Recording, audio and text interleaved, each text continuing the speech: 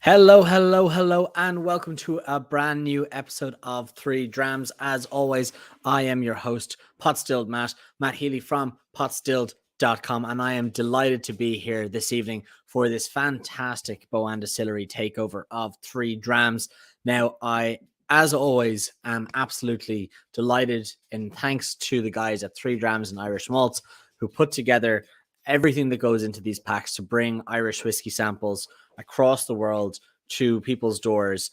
Nearly 2,000 people every month get these packs, beautifully designed packs, dropped to their doors with three fantastic whiskeys, as you see here.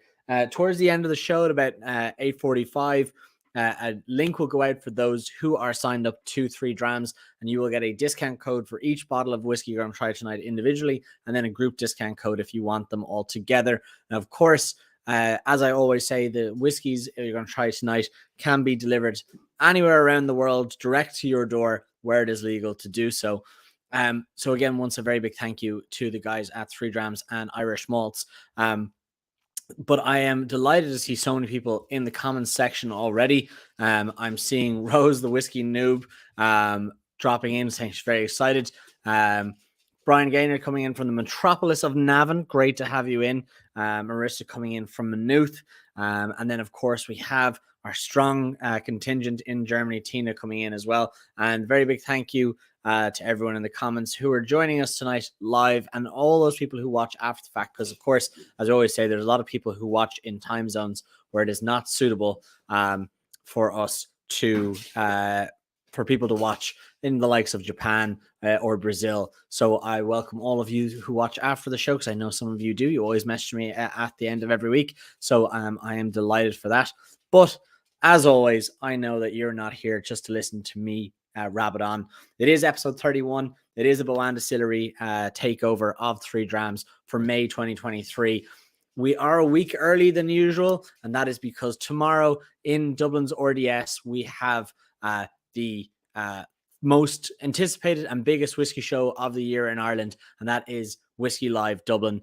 So we are seeing these three whiskeys released ahead of that festival in Dublin. So I am really delighted to be able to bring those whiskeys to you at the real coalface of what we're doing here. So listen, I know you're not interested in listening to me speak, but I am delighted to be welcoming founder and export sales director of Boann Distillery, who will be introducing our first whiskey, which is Dram 1, and that is Mr. Peter Cooney, founder of Boann Distillery. Peter, welcome to the show. How are you doing? Hi, Matt. How's it going? Yeah, not too bad at all. The comments section are delighted to have you here, I'm sure. We're going to see a lot of you over the next about 45 minutes, so I hope you have a lot of fun talking and sitting with them. I will indeed. So for those who don't know you, I am going to pour my Dram 1 just so I have something in the glass. But for those who don't know you, why don't you let them know who you are? And I'm going to pour Dram 1 in my very lovely branded Boann Distillery to a glass. So please fire away. Launch it. Yeah, exactly. We're going to get into this early there now. Good stuff. Hi, everyone. My name is Peter Cooney, and I'm the Export Sales Director of Boann Distillery. And I'm delighted to be here tonight speaking with Matt and all you lovely people all over the world. You're in for a treat. We're going to be looking at three new whiskies from the Whistler range that, sorry, someone texted me there, our special guest, that are being launched tomorrow at Whiskey Live. And they're all very special, and they're all very unique and different. And I think you're in for a treat. So looking forward to waxing lyrical about all things Whistler. Exactly. So for those, I suppose, who don't know the Whistler, why don't you give us your elevator pitch as to the Whistler itself, not the overall distillery, not the family, but the brand, the Whistler, and I suppose why people should check it out when it's on the shelves. What makes it different? What makes it cool? Okay. So when we decided to build a distillery all those many years ago, we decided to, dip our toe in the water with Irish whiskey. So we started sourcing stock and barrels. And I suppose we wanted to come up with a name for the Whistler, for the whiskey, and we called it the Whistler. And basically the story goes that my father and my brother were down by a lake drinking a glass of whiskey and they were whistling. They actually whistled together, same as my sister. And he came up with a great idea. He said, why don't we call it the Whistler? And that's pretty much where the name the Whistler has come from. And since then, we have launched, I would imagine, probably about 15 different whiskies and lots of different types of single casks. And essentially, it's kind of an independent bottler brand, and we explore lots of different whiskies and lots of different casks and finishing and blending. So there's a Whistler for everyone, that they like, because we have a wide breadth and depth of different flavors, and that's the Whistler. And it would people, I suppose, when you launched, people would have been familiar with the Whistler 7s and the 10, and then the brand, I suppose, kind of found its own feet and identity, and it's kind of grown from there to what we see today. Because to me, where it began with the kind of white label, colorful bottoms, to where we see, we're trying Dram number 1 is the Whistler Dark Symphony. Even the package and the ideas behind the casks and everything has kind of changed massively, in my opinion. Yeah, we've gone a bit wild. And like, funny enough for the viewers, so myself and Matt actually used to work together. So Matt actually would have been around for the creation of all these whiskies. So we have a very good designer, and typically when we're doing a design brief, we'll first create the whiskey, and then when we feel the whiskey's ready, we'll then actually create a design brief. And our designer certainly thinks outside the box, and we bounce lots of ideas off each other. And you can see how we ended up with this kind of crazy design. It's very out there. I'll pull up the picture of the bottle here just so we can see. So you can still be heard there, Peter, just so people can see the bottle itself. Yeah. So obviously whiskey first, and then great design after. It's called the Dark Symphony. And I suppose I can go a bit about the design. So typically, our tagline is sit and whistle a while, but for this particular one, we have said sit and stargaze a while. The blue is midnight blue, or the color is midnight blue with little speckles of aluminium. So I always describe it as, if you were going into deep space and you hit the hyperdrive button, and you've all those stars coming at you. So that's actually that's what the bottle represents. And there's lots of nuggets in here. So we have Galileo Galilei, he's the forefather of astronomy. And then on the single bottle carton, we have this fella, Gustav Holst. He's the composer of the Symphony of the Planets. So, tying it back to music, and the Dark Symphony is like looking up into the stars. And as you know, Matt, we're into stars. So, I'm usually outside. I live in the countryside of Meath, so I'll be out walking my dog most nights, checking out the stars when it's clear. It is kind of cloudy most of the time. Just a few other nuggets with this whiskey. So the ABV is 43.14. And that's, within our range, we have an Oloroso sherry cask, a Calvados cask finish, and an Imperial Stout cask finish. They're all 43. This is 43.14 because we're giving a nod to, Pi. And what was his name? Who did that again? Archimedes from Greece in 250 BC. Had to check my notes on that one. So there's a bit of Pi in there. And we have all the planets represented, except we took out Uranus because it doesn't really sound very good. And we put Pluto back in. So for all the people around my age growing up, Pluto was a planet, but then it actually got deplanetized there not so long ago. So we were like, screw that. Pluto's definitely getting back on that label. So we have Pluto shining bright here on the left. I justice for Pluto. Justice for Pluto. Absolutely, yeah. How can you be deplanetized? It's just shocking stuff. And then we're representing all, Taurus and Aries. So that's the package. So obviously, first and foremost, it's all about the whiskey, but it is a great package, and it really does kind of stand out on your shelf. For I'd say about 18 months, I've been onto my label maker saying, I need glow-in-the-dark ink. Just get me the glow-in-the-dark ink, because I wanted to put the constellations that, if you were in your room or you're in your sitting room and the light's off, you'll have the plow shining in the corner and stuff like that. But they haven't been able to get me glow-in-the-dark ink yet. They can get me the UV stuff, but that's not what I'm looking for. So we'll see. There might be a new edition of this with glow-in-the-dark ink with stars on it. Exactly. And before we jump into tasting this, there's one question I do want to ask, because lots of tidbits that go with the Whistler brand. when you were registering and coming up with the name The Whistler, because obviously there's a great brand story there. Were you guys the first people to come up with the name The Whistler, or did that have to be wrangled from somebody else? It did indeed. So you know the history. So as I was saying, my dad and my brother were off whistling down by a lake and came up with this great idea, and then came into the distillery the next day and we have it. We're going to call it The Whistler. And I was there, brilliant, fantastic name. So, as you do, you always got to check the trademarks. So we checked the trademarks, and there was a Hungarian liqueur called Unicum. It's got that round kind of a bottle. It's very cool. And they had the Whistler registered in Hungarian and in English in multiple markets around the world. So we were like, damn, it's too good. So what we did was we approached them and we said, here, listen, you're not using the trademark. Any chance we could buy it off you? And they sold it to us for 5,000 euros. So I think it was a nice price, and we've certainly got value out of it. So that's where the name, that's how we got the Whistler, even though we come up with the name, but someone else had it first. Exactly. And do you remember what it's called in Hungarian, or are we just going to glaze over that? My Hungarian isn't the best. I could. We'll call Zoltan sometime, and we'll see if we can. Yes, Zoltan will most certainly know. Yeah. Exactly. Well, I am going to have a little nose of this here with you, and then maybe you can describe, I suppose, the unique maturation in this, and maybe we can introduce your special guest should they be able to join us as well. So I'm going to say Sláinte. So the whiskey, it's a blend, and it's bourbon matured initially, so 80% single grain and 20% single malt. It comes from the good lads in Dundalk, Great Northern Distillery. They're making great whiskey up there and supplying the nation, if not the world, with fantastic Irish whiskey. So essentially, we've taken those two whiskeys and we've combined them. So it would have been about 3 to 4 years in bourbon barrels, first fill bourbon barrels, and then we've combined them in these special casks called the Dark Symphony casks. So hopefully our special guest will be able to join us, and he'll talk a little bit deeper about it.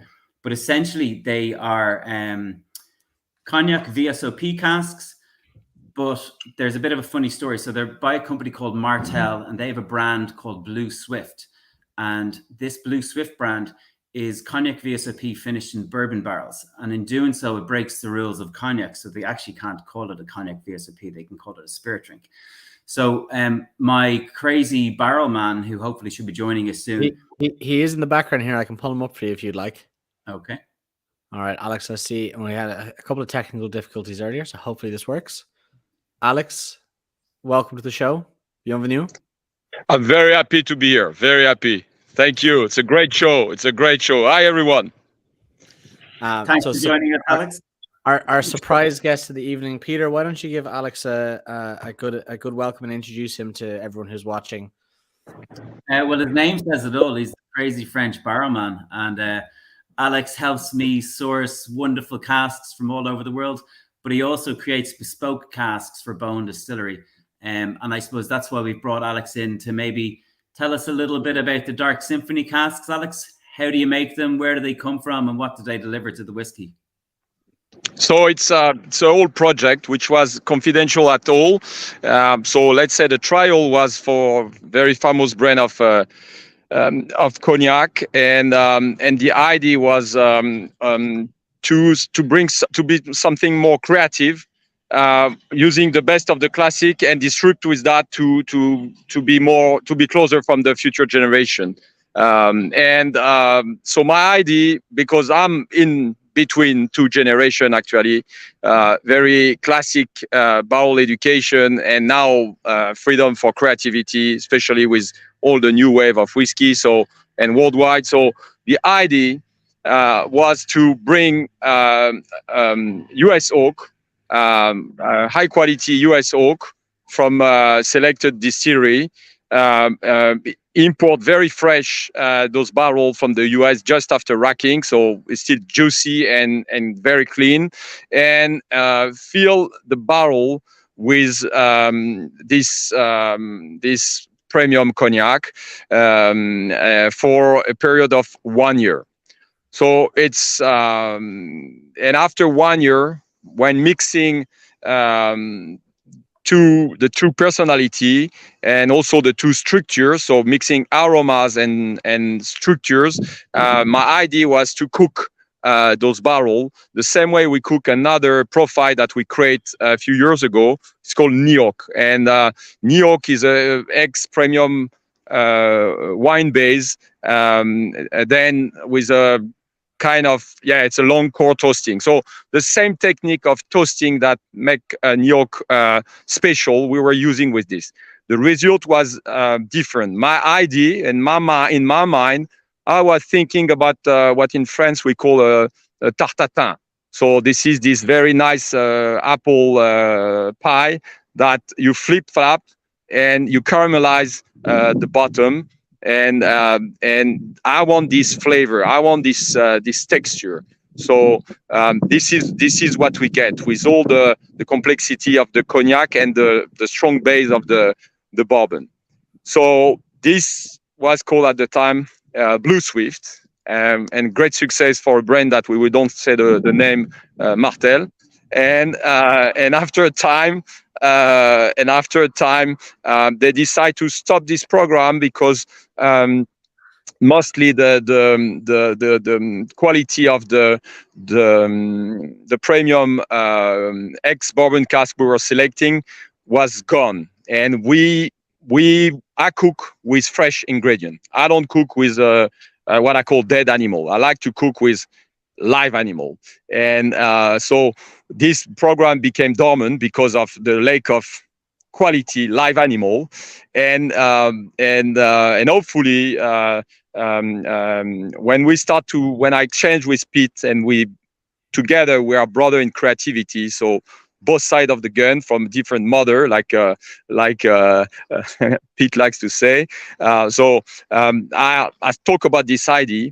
And also when we talk about barrel, and if you one day any of you want to visit the barrel cavern in Cognac, it's really worldwide. It's an Alibaba cavern of barrel, unique, where you can really sniff fresh barrel coming every month from all over the world. And when I introduce the cavern of ASC, I always talk about Symphony, because to me, I like to come on the night when it's quiet, when all the production is shut down, and I'm almost blind. I don't switch on the light, and I have all those flavors mixing all together, and it's a symphony in my mind. I can hear all the single instruments, and then my mind start to blend all this and say, well, okay, this special whiskey I will pair with that barrel, and maybe then this other barrel, and thanks to Pete and the Kuhne family, because they gave me the freedom to play this partition. Was a partition, so I don't know the English word, but anyway, and this is how the dark symphony mixed with this special barrel, and thanks so much to the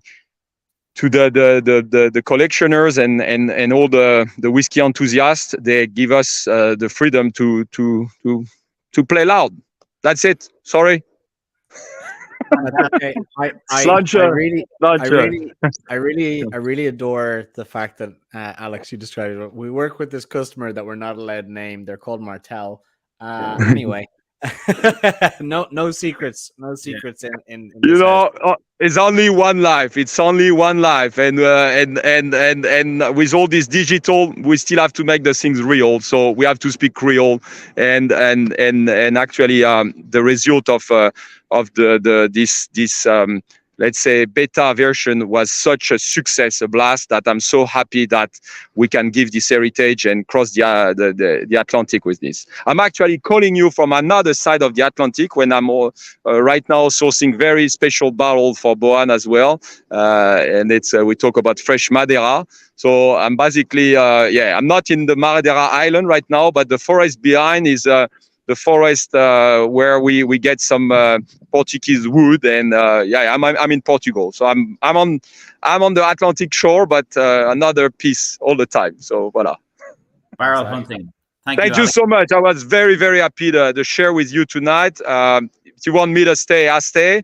Otherwise, I'm going to surf the big wave in the big wave in Nazareth, because this is one I'm missing in my portfolio. So this is the story. we might bring you back in to talk about the NEOC shortly. Yeah. Yeah. Okay. 2-3 minutes. Alex, well, I'm with you. No problem. No, until it's not dark, I'm fine. So I'm with you. Alex, we'll put you in the green room for right now. I'm going to remove you so you can still hear us, but we can't hear you right now, and I'll bring you back in a moment. Peter, tell us very quickly about the flavors we should be expecting here, and let's see. So it's a lovely, light, easy drinking whiskey, and I was quite surprised. So I've had this at a couple of shows lately, and it's been like a huge success. People love it. It's really approachable. Obviously, you have the lovely bourbon, the honeycomb notes coming through from the bourbon, and the sweetness. But then, the whole idea of these casks, we were hoping to get some virgin American oak, but then also the cognac notes from the Blue Swift. So it's quite fruity and particularly delicious. You've got blackberry, green apple, burnt orange, dark chocolate, and some spice in there as well, kind of from the virgin side of the cask. It's incredibly creamy. Creamy is even the wrong word. It's almost like a word that's original as the base, and then you're layering flavors on top. It's that kind of creamy, like it's mouth coating, tongue coating. Caramel almost that way. It's very nice to build upon. Should we move on to Dram Virgau, onto the next whiskey of the lineup? We will. Should I say that it is available in Irish malts for 52 Absolutely. euros? You know what? You're right, Peter. I set you up for that before the show and completely forgot. Tell us the recommended retail price and where you can find it around the world. 52.50 euros, Irish malts, and then that's obviously our key retailer here tonight. You can buy it on boanndistillery.ie and also Celtic Whisky Shop, and then the Whistler is available in probably about 50 markets around the world, and I believe probably about 15 markets have received product and would be in the market, mainly around Europe. And would Germany be one of those markets? Germany is most certainly one of those markets. Yeah, fantastic. I know you have a lot of fans in Germany, so yeah. You do. Tina, you're hearing it now. I'm making sure you know. Well, fantastic. I think already seeing in the comments a lot of people enjoying the Dark Symphony Dram Virgau. Let us know in the comments if you are still tasting it, what you are tasting, because I'm seeing a lot of people who are agreeing with the flavor profiles. A few people have dropped in their thoughts. So I'm really enjoying reading those tasting notes. But will we say now, Peter, Dram number 2? Dram number 2. Cool. Perfect. So this is the Whistler 10-year-old French oak finish. I know you've been teasing this for a little while, but this is the official launch now. We're heading into Whiskey Live. Tell us this single malt, 46% ABV. What are we tasting this evening? Dram number 2. So very different to the Dark Symphony. Dark Symphony is a blend from Great Northern Distillery. This is a double distilled single malt and an age statement of 10 years old. The whiskey itself is 8 years in bourbon barrels, first fill, and then 2 years in NEOC casks. So in a minute, we can get Alex back in to wax lyrical in a French accent about what the NEOC cask is. That's his baby. But a little bit about the package before we go into the whiskey. So it's quite a unique label. So basically, we're telling the story of two oaks. Here, we're representing Quercus alba, which would have been the bourbon barrel, which it spent 8 years of its life in. And then Quercus petrea, which is French oak, also known as sessile oak. And also, funnily enough, Irish oak is sessile oak. So in France, you've got two main kind of oaks, Quercus robur, which would be predominantly used for cognac, and then Quercus petrea, which would predominantly be used for high-end wineries. And on the back label, we actually have a lot of information about the forest. So it's a 300-year-old tree, whereas the bourbon would be 200 years old. And it's from Forêt de Tronçais, which is kind of in the middle of France. And these casks would have been made for a winery called Chateau Mouton Rothschild, which is a Premier Cru Classé Bordeaux. So, one of the high-end Bordeaux wineries. So you can only imagine that they only really want the best wood, and the Bordeaux wine would have spent a few years. And then Alex, my crazy French barrelman, he works in the cooperage and that service Chateau Mouton Rothschild, and he actually used to work for Chateau Mouton Rothschild, so that's his access to these casks. So he'll probably go into it in more detail. Do you want to try, Alex? Alex, you know, new encore. So Alex, can you tell us a little bit more about? I'm going to pull you up here, and then I'm going to drop this in. Can you tell us a little bit more about the Neoc casks, the cask that would go into this Whistler 10-year-old? I'm going to have a little nose and a little sip, Sláinte. Okay, so I need to know how long you want the description, because that can, you know, Dark Symphony has a very, very long tail, but this tail is a dragon. So tell me, and I will try to be under 5 minutes. I get okay. 5 minutes, and I'm cutting you off. All right, let's do it. Let's do it. Well, it's very emotional for me, because this is a journey, and this is the journey of the barrel man, actually, who started almost 25 years ago. So I mean, I never imagined that I will play with the barrel at the end of my winemaker career, but that's what I chose, and that was a fantastic rejuvenance of my past wine life. And I try to resume in Neoc all the knowledge and experience I get into the wine, and thanks to all the mentors, they've been helping me for this. So this is what you get actually in the Neoc. Also, in this very special project, the 10 years old French oak finish, because for the first time we have the double dragon, the American one and the French one, and they're not so easy to pair. That was an incredible challenge that I think most of the one they tried before, they didn't succeed. Why? It's because the American oak is, we use American oak mostly for flavor, intensity, but with a very light structure. The trees are very different, even it's oak. The French oak is has a very strong structure, very strong release of tannin, and that's okay with a full body wine like Mouton Rothschild first classified growth can be, but with a delicate whiskey like the 10 years old, I was worried to just smash if we were playing with too young. So I select barrels with very old oak, meaning less tannin, and so less power, more complexity.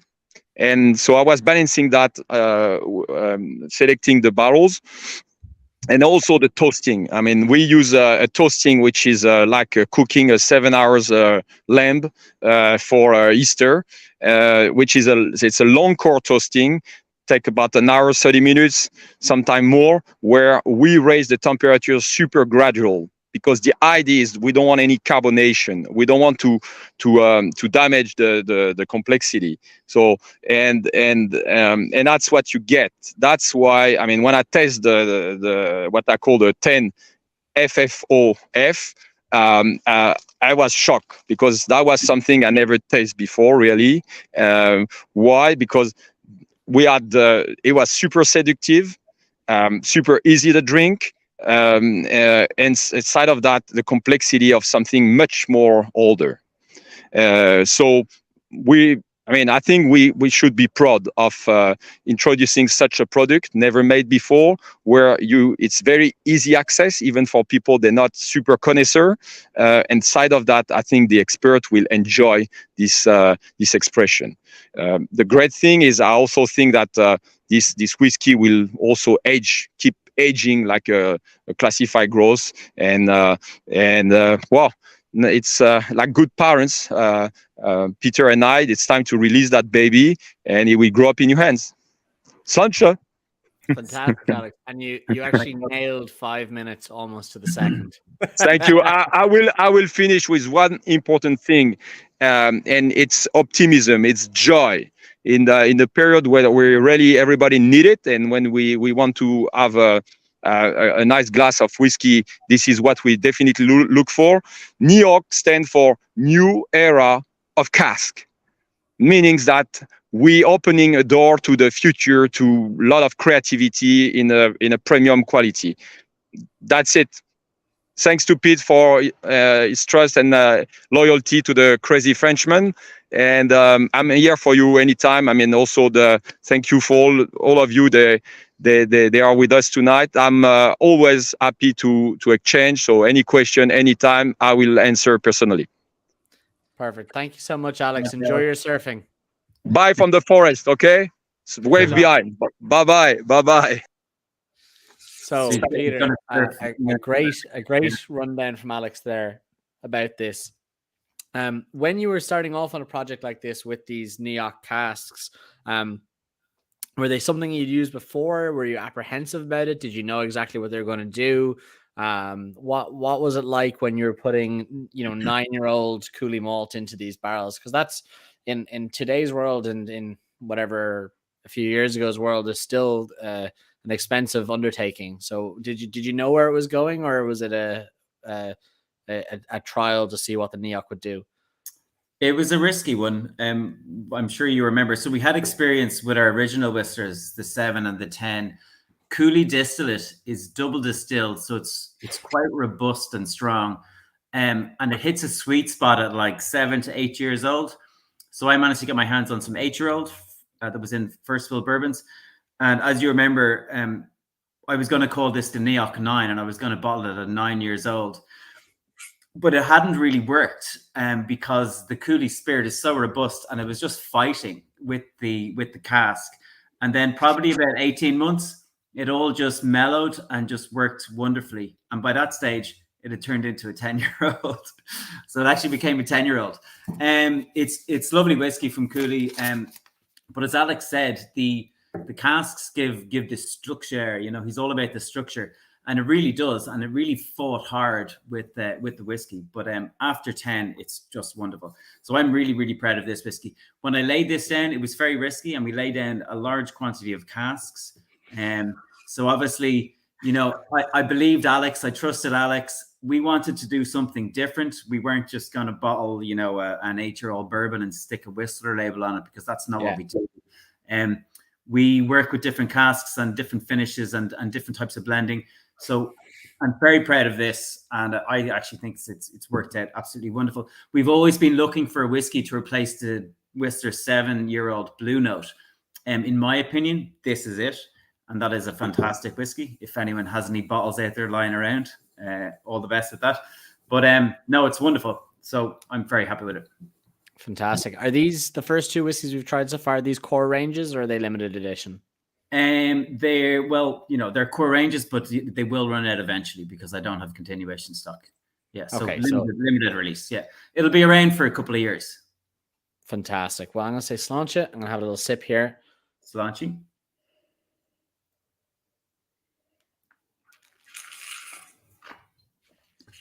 So 46% natural color, non-chill filtered.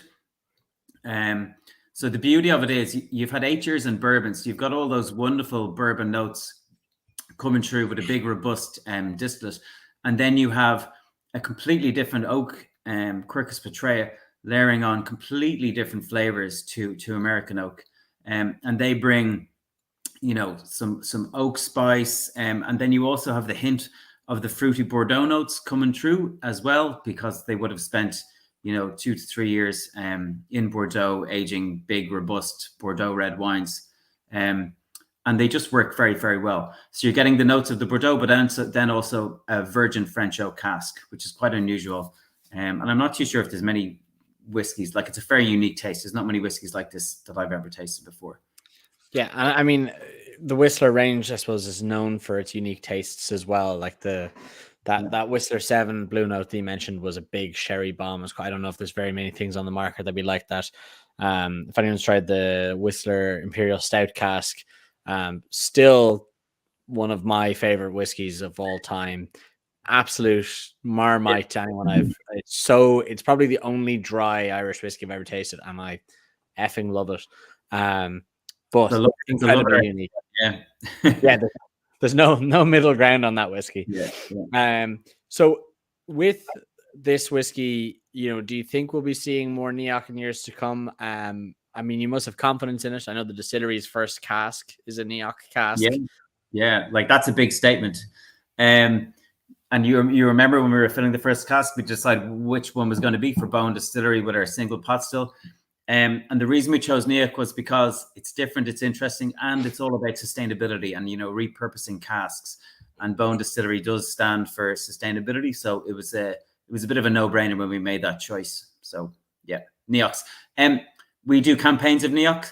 I always had the vision that it would be about 10% of our building blocks. So I'd say every 6 months we'll take in a truck or a couple of trucks of Neoc casks and fill them. So we have a lot of Neoc aging, and I think once we start releasing Boann whiskies, you'll start to see Neoc coming out as well. Okay, and in terms of the Boann whiskies, I know you've released your first, I suppose, maybe not released for sale, but you made a statement release with the first Boann single pot still spirit. Will we see a core range whistler anytime soon with Boann spirit? No, so Boann Distillery is only ever going to be single pot still, and the whistler is only ever going to be everything but single pot still. So malts, blended malts, grains, blended grains, blends, and even liqueurs. So there'll never be a whistler single pot still. Now, there might be a whistler blended single pot still, but we're not too sure about that yet. Okay, and when you say Boann Distillery will be pot still, that's a separate brand rather than the distillery itself, you mean? Yes. So it hasn't been launched. So we did our winter solstice bottling, a celebratory bottling for everyone who came to our party to celebrate us reaching 3 years old. We have a summer solstice bottling coming on the 21st of June. So you'll be hearing about that next month. And then next year, 2024, probably Q2, Q3, we will launch 3 new Boanns. So that will kind of be our inaugural launch in a 70cl bottle. Phenomenal. That'd be the first that we'll be able to purchase as a regular retail bottle. Yeah. Fantastic. 100%. You heard it here first, folks. Fantastic. Will we jump into dram number 3 for those that are following along? Yep. Sounds good. Fantastic. Go on. Yeah. So very different again. So we've started with a blend from Great Northern, a single malt from Cooley, and now we have a single malt from Bushmills. So not being double distilled, being triple distilled.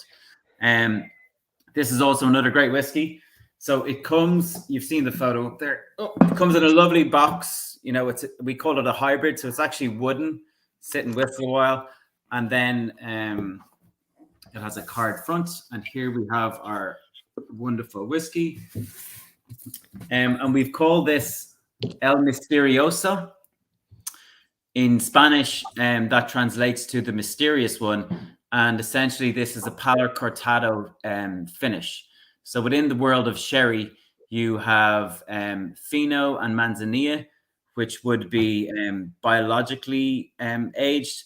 And then you have Oloroso, Amontillado, Palo Cortado, Pedro Jimenez, and Moscatel. And I know Palo Cortado is one of your favorite sherries, Matt. It is my favorite sherry. Yeah. It has a great story. So on the label, we kind of explain, only about 1-2% of all sherry made is actually Palo Cortado, and you wouldn't even say it's made. It accidentally happens. So it serendipitously happens. It starts off as a Fino with a floor which kind of covers the top and stops oxidative aging. So something happens, and basically the floor breaks away, and so you end up having a different type of whiskey. So essentially, it has the body and mouthfeel of an Oloroso, but the bouquet of an Amontillado. And that's why they call it the mysterious one, because they can't actually force it, and they can't, make it determinant. And typically, a Fino has it's called a Palo on the casks in a bodega. They'll just have one line, and that's a Fino. So when the winemaker will taste this and realize, hang on, something's actually happened here. It's not a Fino. It tastes like an Oloroso, an Amontillado. And then they draw a line through the Palo, and that means cut stick. So Palo Cortado essentially means cut stick in Spanish. Which you are fluent in, and we all know. Yeah, especially with like, 5 or 6 finos and a couple of other tostas. I'm actually really good at Spanish. Yeah. Exactly. I am adoring the nose on this. Yeah, it's wonderful. It's incredibly expressive, unique. It has so much flavor going into it. There's tartness, there's zest, there's spry kind of fruity freshness to it as well. Yeah, it's very complex. And creme brulee is a big note for me on this one. Like, it literally just smells and tastes of creme brulee. Say cheers because I want to jump in and have a little sip of this. Anyone, I see a lot of people have already jumped in, but enjoying along.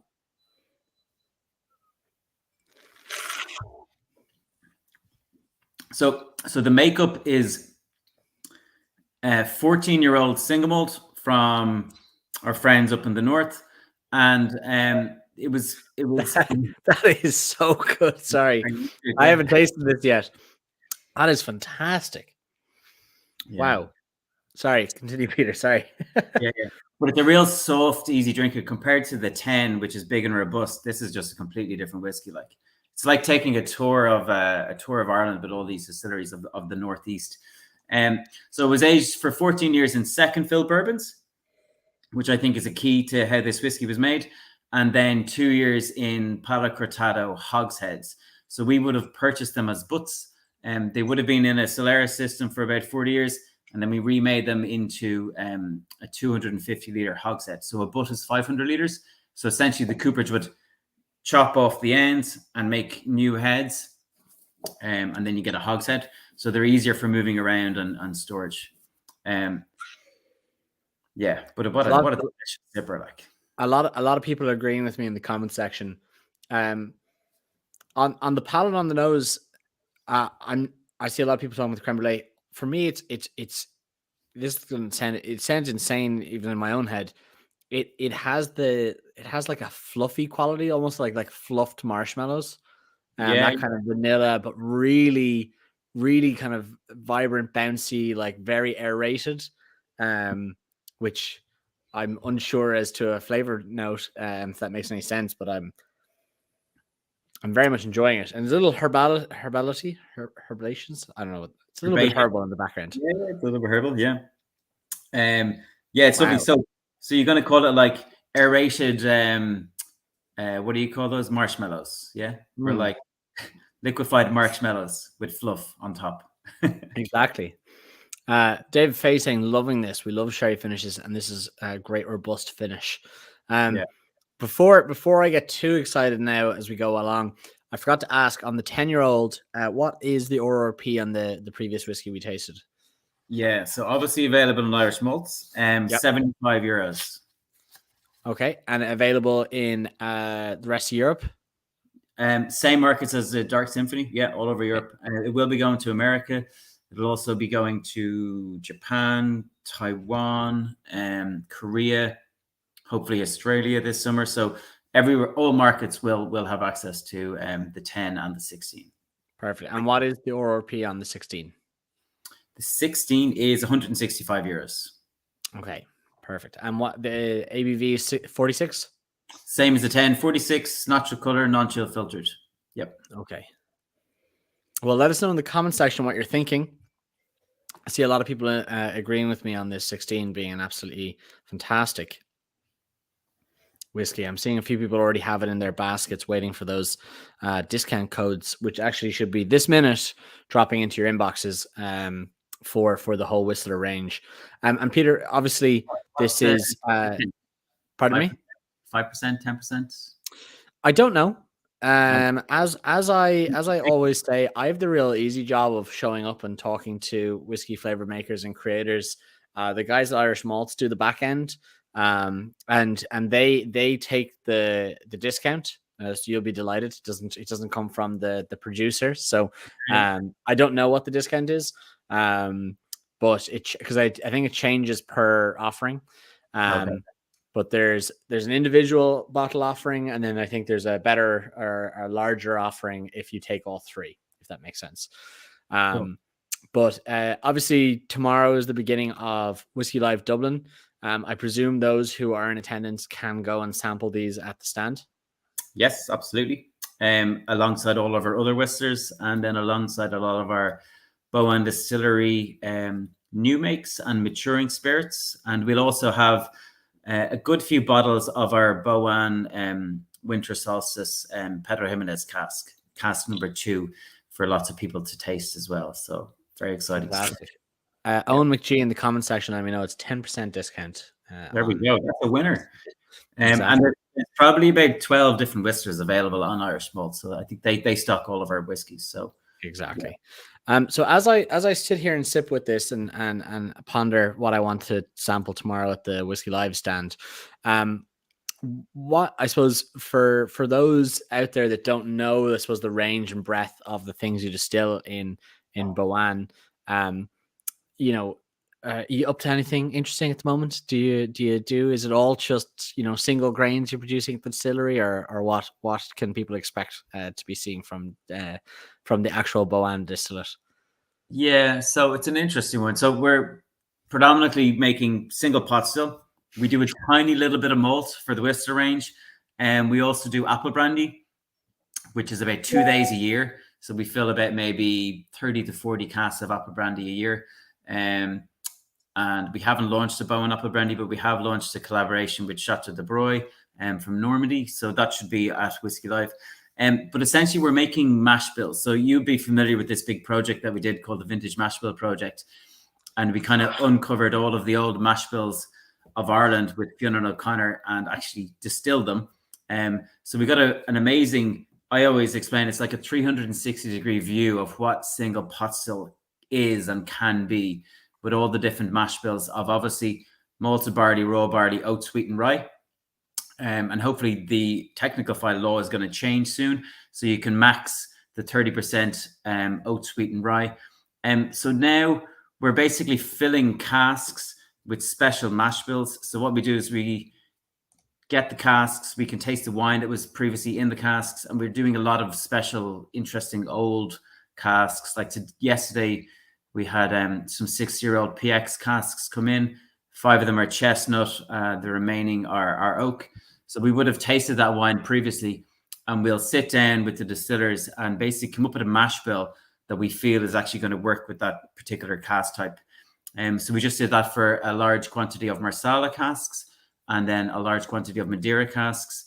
And the Madeira casks, we had about 80 of them and 4 different wines ranging from dry to sweet, and 6 different vintages. So we were able to separate them and create different mash bills to suit the cask types.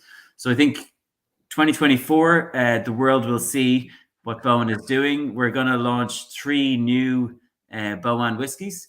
I'm not going to tell you what they are, but they're going to be very exciting and very different. And then from there, God, the world is our oyster. We're really pushing the boat out with really, really interesting casks. When we first started distilling, as you know, we predominantly filled bourbon. And then after year 1, we started experimenting with other types of casks. Now we're filling probably about 60% of everything we fill is fortified wines and other types of casks. And then about, the rest is bourbon. So, it's going to be a really interesting journey. And more importantly, we've been having an awful lot of fun while doing so as well. Oh, fantastic. And I suppose from a distillery and brand point of view, there was obviously a big tasting with those mash bills that you went through with Fionn. Do you think that project, the Vintage Mash Bills project, was I suppose a beneficial brand project, or was that kind of just a vanity project at that point? Certainly not a vanity project, because it's a PhD study, so it was an academic exercise. And Fionn needed a distillery that could give him the keys, and we gave him the keys for a month. Now, he didn't distill everything, but he was certainly like the orchestra telling us what to do and what the mash bills were. But it was amazing because we did it transparently, and after we had distilled everything, Fionn had to do a kind of a grand tasting, and it was during COVID. So we did a tasting in Belfast and Dublin with all of the distillers and blenders of Ireland. And there was a very deep dive analysis done in conjunction with Heriot Watt in Scotland. But in doing so, we've kind of changed what the laws of what single pot still will be. It hasn't actually happened yet, but hopefully that is going to happen in the next couple of months. And the beauty of it was, it was done transparently. We see single pot still being, the quintessential Irish whiskey. It's not single malt. It's not blends. It was always single pot still.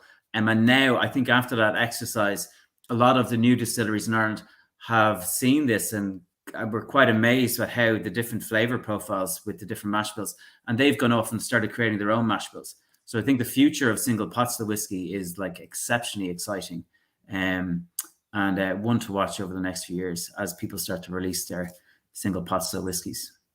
Absolutely. So as I suppose come to a close here, if people are coming to the stand tomorrow or on Saturday for Whiskey Live, if you were to think of the whole Boann stand, it's an enormous oak tree. You can't miss it. It's right inside the door. If you were a punter walking up knowing every single bottle that was on the stand, what bottle, if you could only try one, what bottle would Peter Cooney try on the stand tomorrow or Saturday?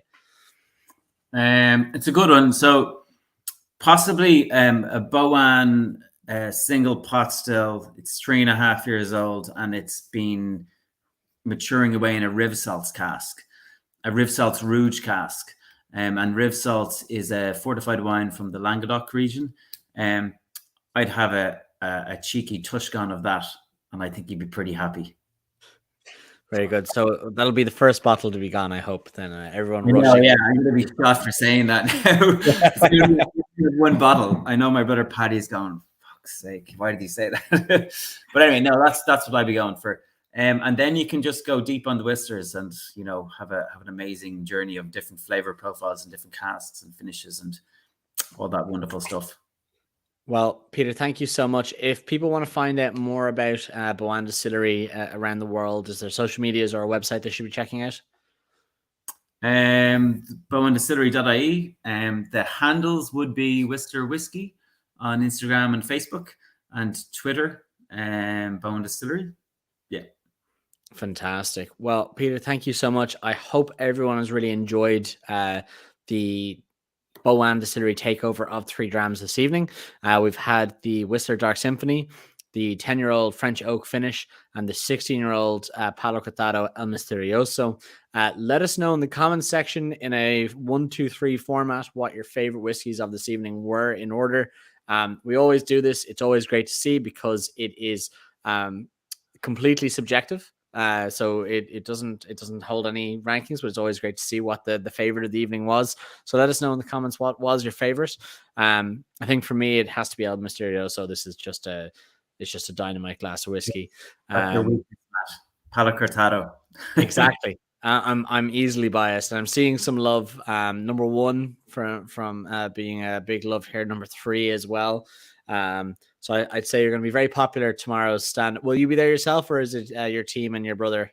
Yeah, no, we'll all be there. So the family, the full distilling team, it's a big stand. We'll probably have like 4 or 5 people on the stand at any time. And basically we tell people, meet us at the oak tree. That's where we'll be. There you go.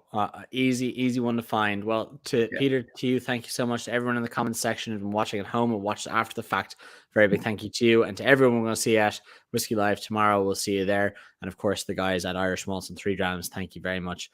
Thank you so much, guys. Good night. Thanks, Matt. All the best, folks.